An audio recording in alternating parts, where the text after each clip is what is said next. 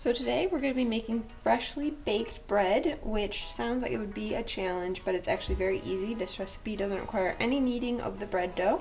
It just takes a longer time to rise. So you are going to want to do this either early in the morning or before you go to bed at night. The dough will need to rest for about 8 hours. So you're going to start with 3 cups of just regular all-purpose flour. And we're going to add 2 teaspoons of salt. You're also going to need 1/4 teaspoon of instant or highly active yeast. This is a lot less than 1 packet, so dump your packet into a little bowl and measure out 1/4 teaspoon. You're just going to mix those together. Then you're going to add 1½ cups of lukewarm water. You definitely need the water to be warm enough to activate the yeast, but you don't want it so hot that it kills the yeast.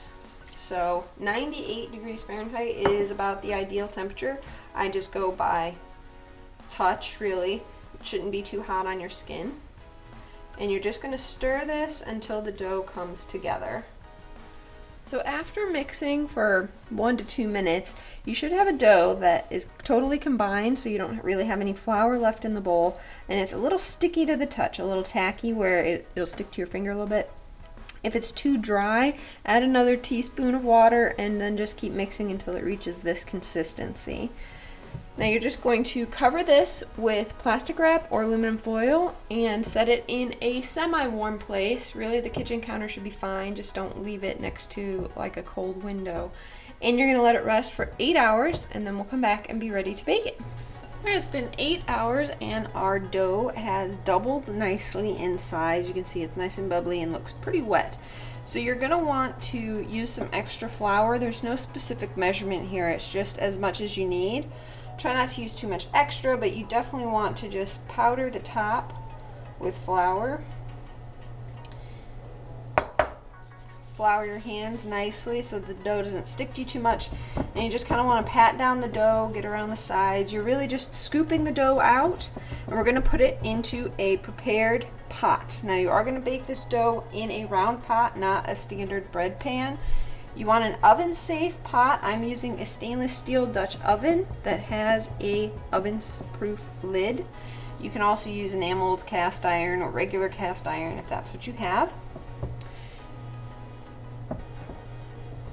Basically, I just scrape down the sides until the dough forms a nice ball that I can scoop out easily with my hands.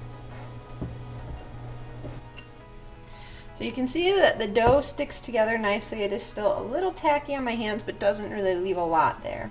Now you're going to want to stick this in the bottom of your oven-proof pot. I do have it lined with a square of parchment paper. You just want to stick it in the center. And here's what our dough looks like in the pot. You can shake it a little to even it out if it's not too even, and you can see I just have the square of parchment in the bottom. You're going to stick this covered into a cold oven and then turn the oven on to 450 degrees Fahrenheit. You're going to cook it for 30 minutes with the lid on, and then take the lid off and continue baking for another 30 minutes. It's been an hour since we stuck our bread in the oven, and as a reminder, the last 30 minutes we baked without the lid on, and this is the result: a beautifully browned, crusty bread. Now it'll be nice and crunchy on the outside and soft on the inside. You'll definitely want a bread knife for this so that you don't ruin the bread. When it comes out of the oven, it will be very hot, so you're going to want a clean kitchen towel or an oven mitt to handle it. And you can probably see the steam coming off of that. Beautiful. And this goes great with a lot of soups and stews and stores very well in an airtight container. So wrap it up, pack yourself some sandwiches, and have a delicious, hearty, freshly baked bread.